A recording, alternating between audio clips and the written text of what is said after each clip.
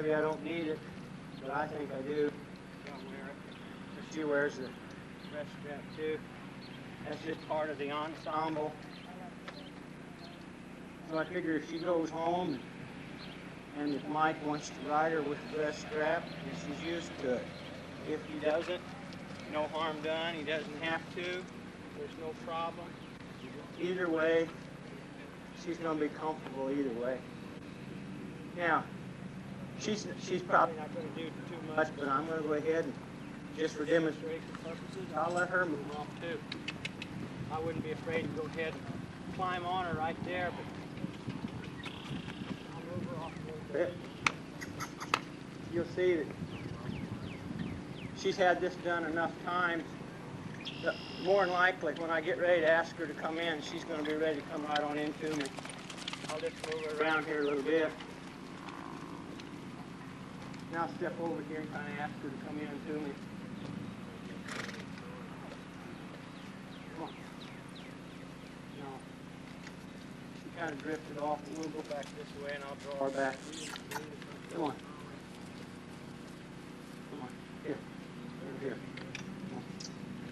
No. Over.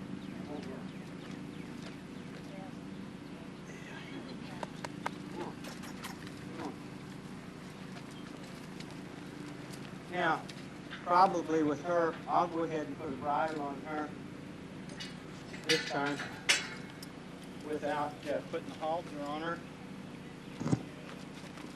She has been bridled enough. She kind of understands that, accepts the bridle pretty good.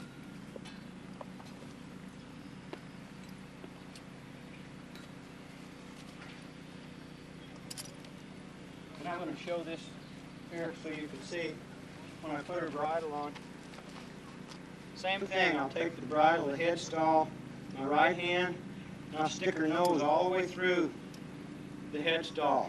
Then I grab the bit with my left hand, put it up here to her mouth, and I'll offer that. If she opens her mouth, which she does really easy, I just pull it in with my right hand, slip her ears through the right ear first, and the left ear, and I'll go ahead and take this up a little bit. I don't want my snaffle bit up in her mouth to where it's causing a wrinkle in her cheeks, but I want it pretty much all the way up in her mouth. If there's a question as to whether or not she should have your bit higher in the mouth or the lower in the mouth, I would vote for lower. I'd rather have it a little loose and a little tight. So you kind of be your own judge there. They need to learn how to carry the bit. They need to learn how to pick up the bit, but still be soft and giving to the bit when you ask for them to give the bit. Now, I've been riding her with spurs since probably 4th or 5th ride, so she's as accustomed to the spurs as she is the saddle. So I'm going to go ahead and ride with the spurs. Like I said, I'm not using them to make her go or to punish her. I use the spurs just because I can be more precise with my feet. I can be more precise in where I'm touching her. So she has a little bit better understanding of my feel. And I won't use any more pressure than what I would use maybe to just touch her like that with a spur. Just touch her softly there is about all the contact the spur would have on her. She'll move off. I'll do it just to show. I'll ask her to move off here like I have the others. This is always a good thing. I don't always do it with a horse that's as far along as she is, but it sure doesn't hurt anything. If you want to move around you a little bit, just kind of make sure they're still understanding how to move. Step over with the hindquarters, come through with the front end, go back the other way, move off there. I'll ask her to step over with the hindquarters, the right hind foot's reaching across in front of the left hind foot here. Then we'll change directions. I change hands on the rope, bring the hindquarters, then I'll ask her to move off with the front. So she's kind of ready to ride. So I'll go ahead tie up my my lead rope here, and we'll get on. Do a little riding on her. I used her, was it 2 or 3 weeks ago, I guess, something like that, up in Charleston. I used her every day at a horsemanship clinic that I did. You see she stands still when I get on. I like her to wait on me like that. She's pretty good about waiting. I let her move off there. I could have stopped her if I needed to, but she waited on me. I was ready to go. So I'll kind of walk her around here.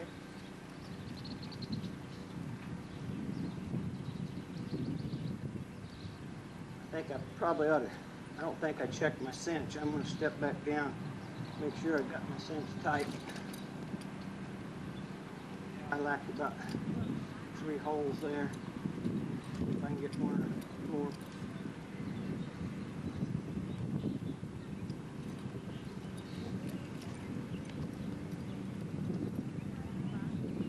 Now I'll get her ready to get on. Kind of like to see them have their feet standing square under them. I'll step up on her here. She stands quiet, then I'll step on, get my stirrups here, then I'll ask her to move off.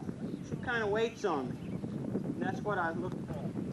Kind of wait for him to ask for you to ask him to move off. Now let's kind of walk her around a little bit.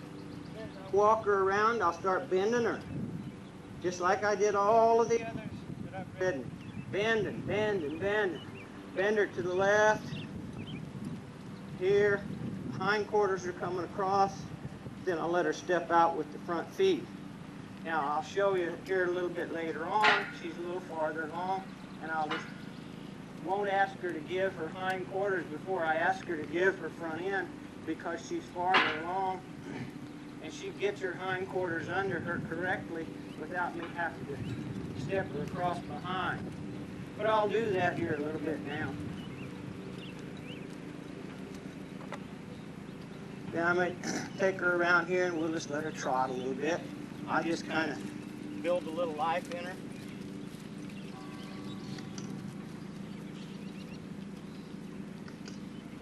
I do as little as I have to get her to change, get her to trot. While she's trotting, I might start getting a soft feel. I'll take the slack out of the rein, see her kind of lower her head when I took the slack out. I'll ask her again.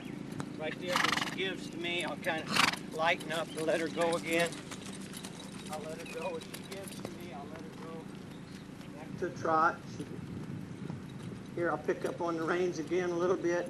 I'll ask, there she's kind of braced up. I'll just wait on her there, kind of hold. There she gave a little, so I'll get, there she gave again, I'll give. I'll hold again here, there she gave. Here, I'll ask her to give. I'll ask her to give here down. There. Now I'll move on up to a lope. Kind of that lope.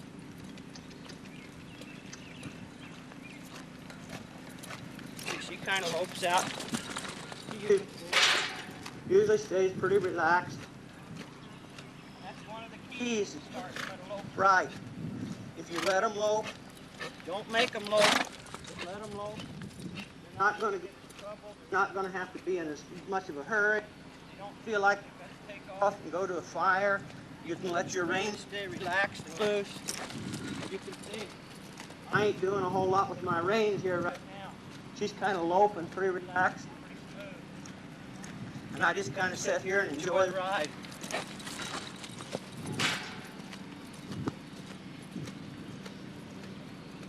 You can see these reins are swinging pretty much down here in her face. She got kind of used to that. They don't seem to bother her very much. I'll pick up my reins and I'll get ready. Before I ask her to stop, I'm going to prepare her to stop. So I'm going to pick up the slack, take the slack out of my rein. I'll ask her to stop. And I'm not interested in getting a sliding stop. I'm interested in getting a soft stop. Right here.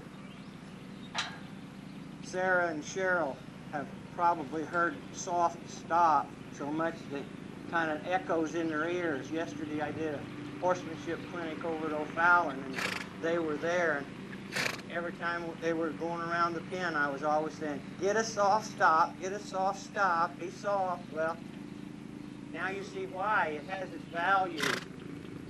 Your horses will be so much better if you'll work at doing as little as you can to get as much as you can. Now, I'm just kind of letting her step around slow. Here pretty soon I'll ask her to turn around. I'm beginning to get a little more speed with her. I don't want to start pushing the speed before she's ready, because if you put speed before the form, then they start getting all out of position. But I'll ask her to turn around here a little bit with a little more enthusiasm.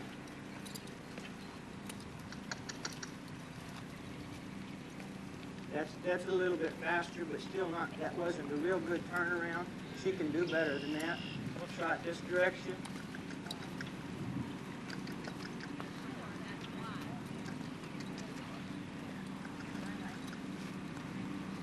We'll work on this a little bit.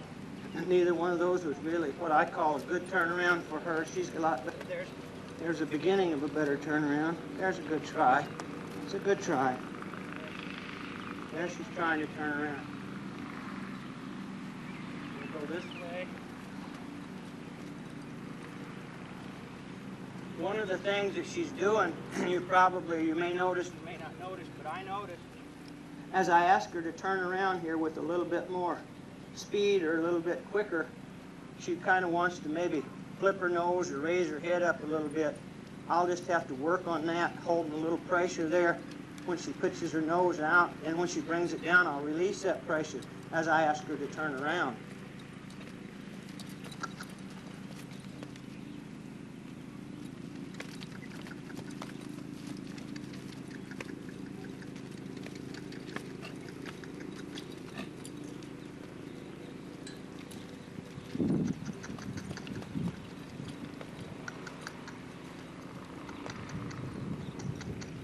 That was a little bit better.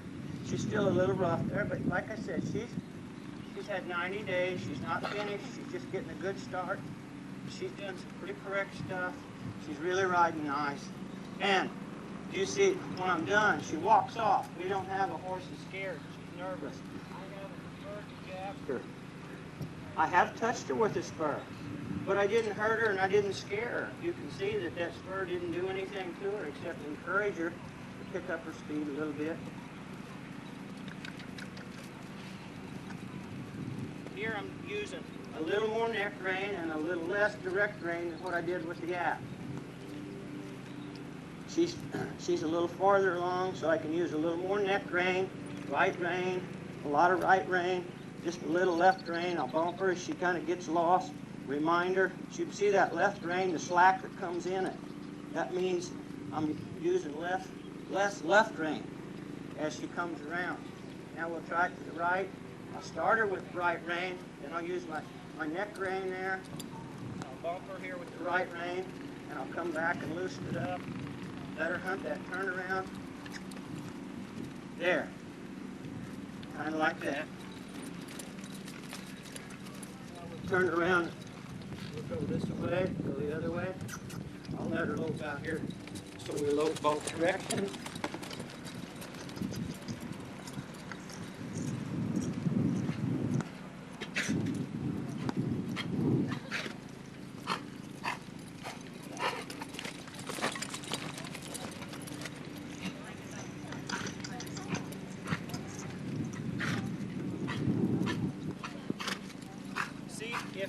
As you saw back over here a while ago, she broke from a lope to a trot. Well, don't make an issue out of it.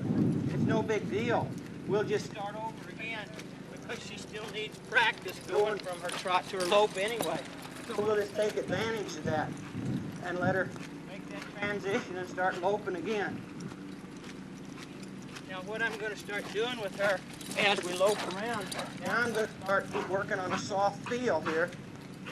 Take the slack out of the reins here and ask her to give me a soft feel. There she's braced against me.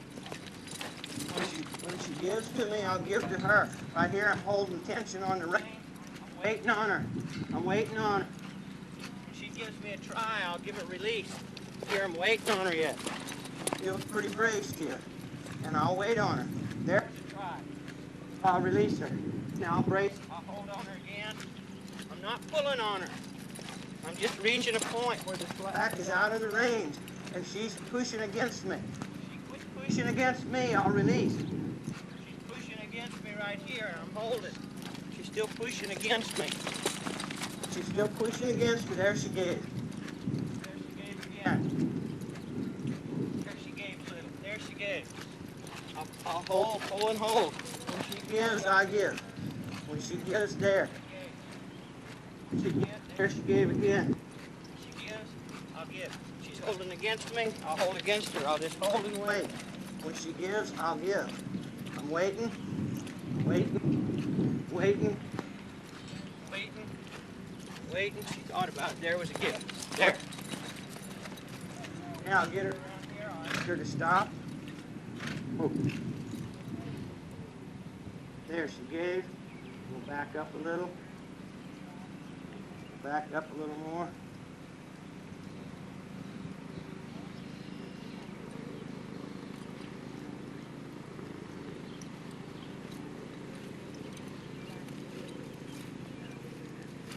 Every time she moves a foot, I release her rein.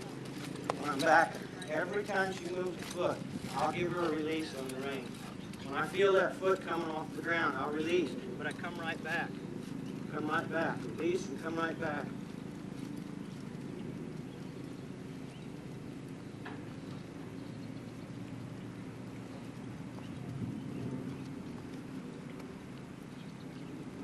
And as the other mare, she's a little bit farther along in her side pass. She kind of understands that now. She does pretty good in her side pass. We'll go this way.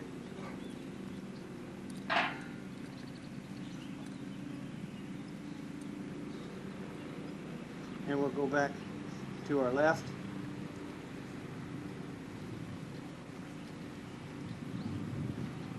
Here I'm working really hard on trying to get her head back down in the right position as she's getting the side pass. She's comfortable at the side pass, but she still wants to raise her head a little higher than what I'd like.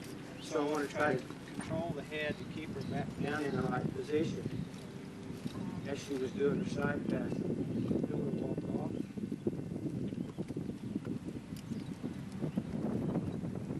And you can see she's not scared, she's not troubled, she's relaxed. She's just ready to do whatever you ask. She steps around in front. See, at this point in her life, because of her age, and just being a young 2-year-old, I really don't want to put a lot of speed, hard pressure turnaround on her. Her legs aren't developed enough that I would really want to do that. I sure wouldn't want to damage a good horse just because she's got the ability to do it. I don't want to make her do it and hurt her. So most of the turning around I'm going to do with her when she's stepping over, it's going to be slow and easy, because you can't overdo the correct form as long as she's doing it right. That's what I'm looking for. She gets right, she gets smooth, the speed will come anytime. All you got to do is ask them to do the same thing they've been doing, just a little bit quicker.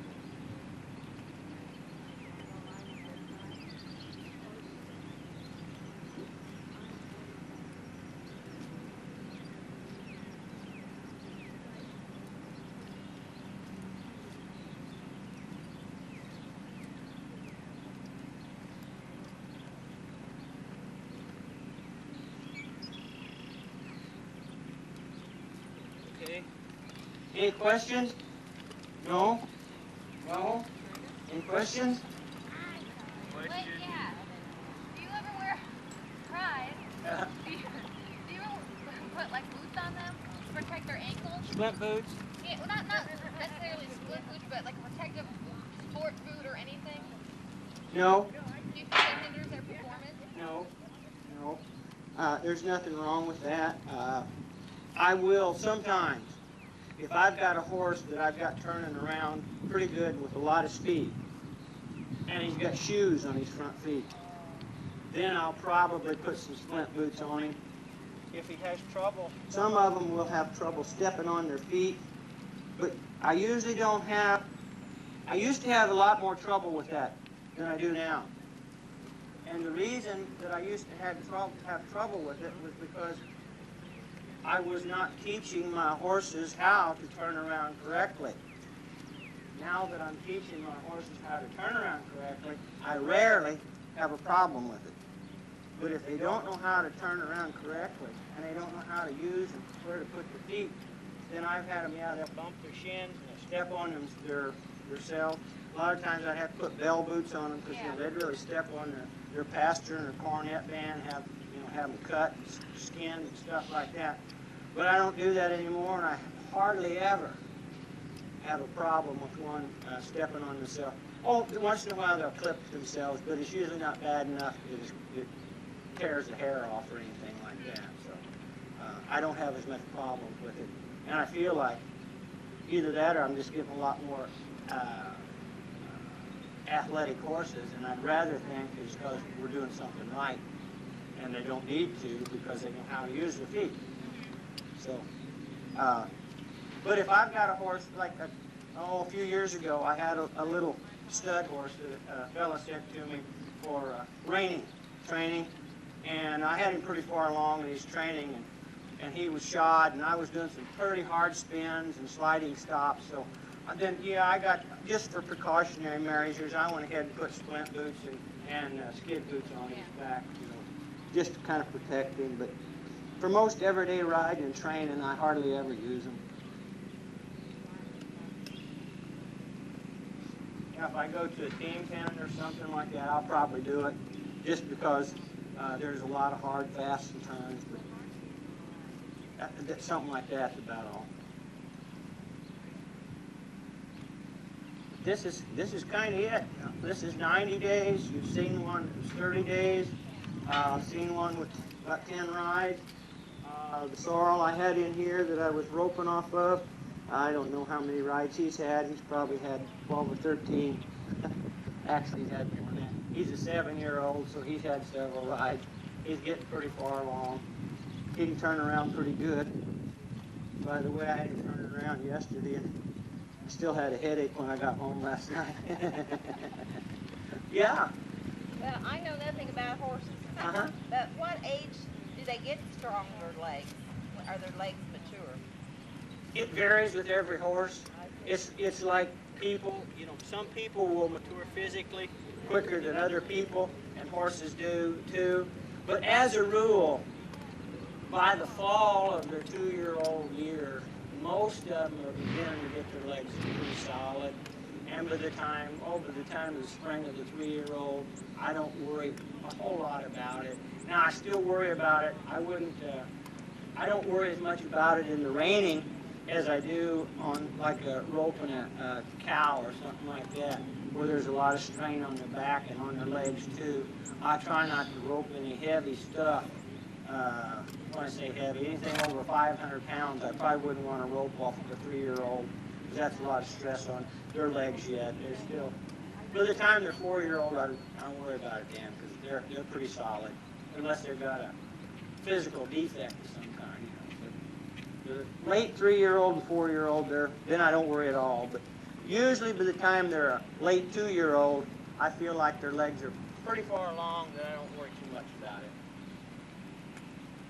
From your lope to your trot, could you go through that one thing as far as which lead's proper and how to get them to go? Okay. Yeah. That's one thing I've heard explained. I don't know, still got your up this time, and Okay. what to look for and how to key it up if they're doing it wrong. Okay. On leads, your transition from your lope, from your trot to your lope, you're wanting the leg, the right, say the inside leg. In this case, where I'm faced this direction, the leg which I would want to lead, would be my lead leg, would be the right front leg. So when the horse lopes around this pen, I want him to kind of lope like this. Reach out first with this right front leg. If they're reaching out this way, that's wrong. That's the left lead and going to the right because they're out of balance. So a horse needs to be in balance to be correct and to be athletic. So to get him in balance, I want him to lead with this right front foot. And Anymore, I've loped them enough that I don't have to look down to see which lead they're in. I can feel it. But when I was learning the leads, I looked down, and that's okay. Do whatever you have to do till you understand. So I would look at this shoulder. As I looked at this shoulder, it should be coming out farther than this, going this direction. So now, in order to get that transition correctly, I would not want my horse to be in this position, going around the pin this way, because here he's leading with his left front shoulder. See, where he's going around like this? He would going to pick up a left lead here, because the hind quarters are in closer to the fence than the front quarters. See, this would be wrong. See, the left hind quarters closer to the fence than the right hind quarter. So if I asked him to lope, he'd lope off in the left lead. That's not what I want. So I switched that. Take my leg, and I'll move the hind quarters away from the fence.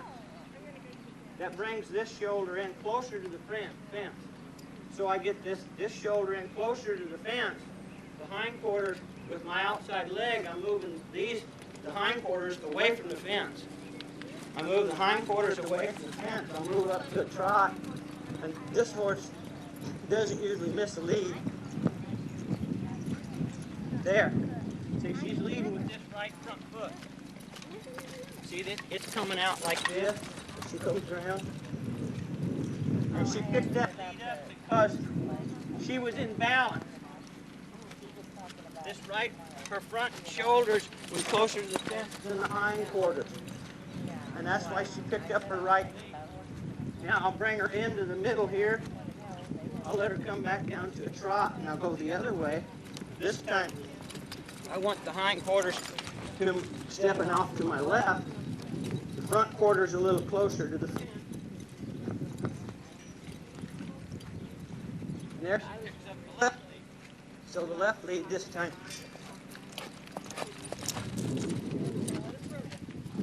The inside. The left lead is her lead foot. See?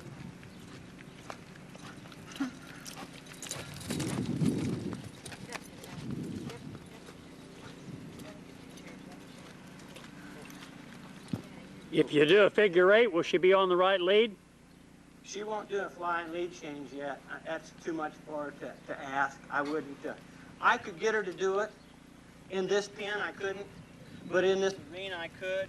What I would do to get her to, at this point in her life, if I wanted to get her to do a flying lead change, I'd kind of move her up to a hand gallop, moving out pretty fast. If I move her out pretty fast, it's going to be a natural change. She'll change. This pin is really too small to do it. And I don't think she will. This small a pin. I'll give it a little go here. I'll let her get to loping, and I'll ask for a little more speed.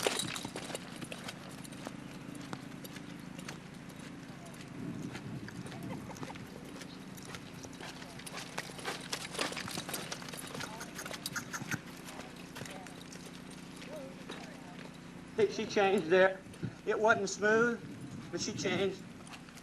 She got it front and back both. And that's really pushing the envelope there, because this pin is entirely too small for even for a horse that's pretty far along to make a flying lead change. It's almost too small a round pin. But in a bigger arena, I could get it a lot easier.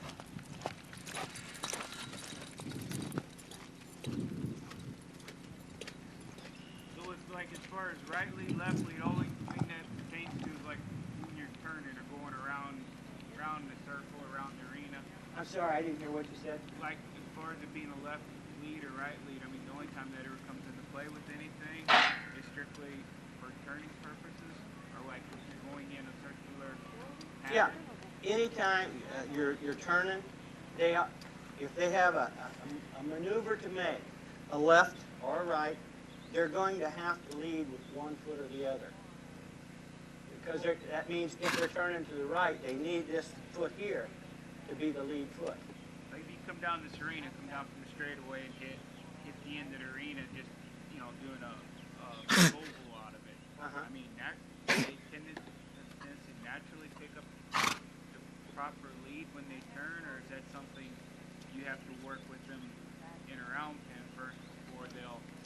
by instinct. if they're in balance, they will pretty naturally pick it up. But I say that with a word of caution, because most horses that have been ridden very much, that haven't had the preparation done, will miss it because they don't get their body in balance. And it's because they've been ridden for so long with out of balance. The out of balance feels comfortable to them. So it's not a natural instinct for them as far as balance. It is a natural instinct, like a horse that you've never ridden before, and you put a saddle, like that colt that I was riding in here, more than likely, you do that with this colt, that colt will pick up the correct lead. More than likely. Now, one that's been ridden for 60, 90 days, if they haven't been ridden correctly, they're more likely to miss it. Now, I had a little problem with the mare. When I was working on her lope, she had a tendency to want to miss her lead.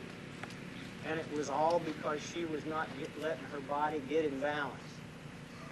And nobody that I can't imagine anybody would have caused that. It's just a thing with her that she was having. She would want, when I would be looking for a left lead, she would want to switch her hips to the inside and want to pick up that right lead, which is kind of unusual because most horses are left lead preference over a right lead. But she was the opposite. She wanted to really take a right lead, and she kind of worked to get her body in a position so she could do that.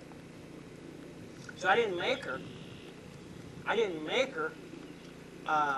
do it correctly. I just made it uncomfortable for her to be in the wrong position. And what I did was, as I went around this circle, I just held this rein a little bit tight and kept driving her so her nose was right against the fence here. Pretty soon she figured out she needed, with my leg against her side, she'd move her hips away from the fence. Then when she'd move her hips away from the fence, she could pick up that left lead. So, like I say, I try not to make them do anything. I just try to fix it up so the correct thing is more comfortable to them. And that's what I did with her. And she's to the point now, I ain't going to say she wouldn't miss a lead because she probably will once in a while yet, but more times than not, she's beginning to figure out now the right position she needs to get her body in to make the correct lead, pick up the correct lead.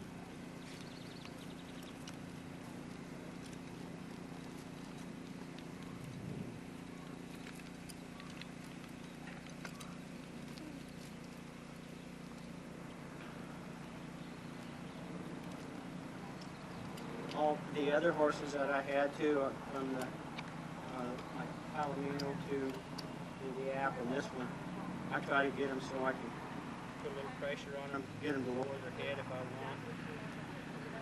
See, I can get her, put her head about as low as I want.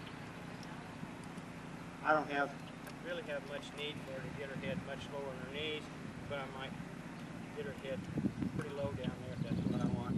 Those are just little things that you can do that will help your horse help you.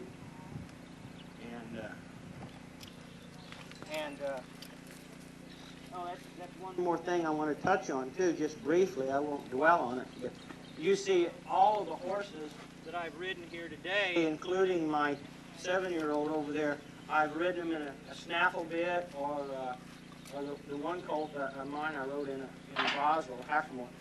But rarely do I go beyond the snaffle bit because so far my horses have really pretty much done everything that I've asked with this bit. And I haven't had to go to anything more than that. And the snaffle bit, riding with the snaffle bit, gives me a lot more opportunity and ability to do this. Bend, bend, bend. And, you know, y'all just have to understand that this is so very important in the life of a horse. That right there, being able to bend that horse and have him hold that right there with just no weight. Just that rein laying and that horse just hold that position right there. That's so valuable in the horse's life. And you just can't, you can get it with a curb bit, but it's so much easier to get with a snaffle. One thing you can't do with a snaffle, if I have this horse and she decided to take off with me, and I grab these reins and suck them up, see what happens? See what happens right there? I have no control. That bit just slides right up in the mouth, and you have absolutely no control. So if you get in that fix where you've got to get a horse stopped, and they're stargazing and their nose is out, you got a snaffle bit on them, you just as well take the head stall off and throw it away if you're going to try to stop them by pulling back. You're not going to. So that's where the bending is important. But if you'll just take one rein like this, pull that rein around, let them start stepping around like this. Pretty soon those back feet are going to start stepping across. That circle's going to get smaller, and they'll start stepping across. And pretty soon you've got a horse that is stopped. That's how you get them to stop. Because they will run away with you. On occasion, they will get scared, and they're going to want to take off. And if you don't panic, but if you'll just bend them, take your one rein, and you can do that so much easier in a snaffle bit. Saw a lady yesterday that was riding a horse in a curb bit. I kind of snickered, but I didn't snicker to her. I didn't want her to know. But it was a curb bit, had shanks on it about that long, grazing bit, come down like this, flared out. She'd been bending her horse all right. Yeah, granted, it was an aluminum grazing bit and it was pretty soft metal, but she had her bent out this way. You'd been pulling on them left and right.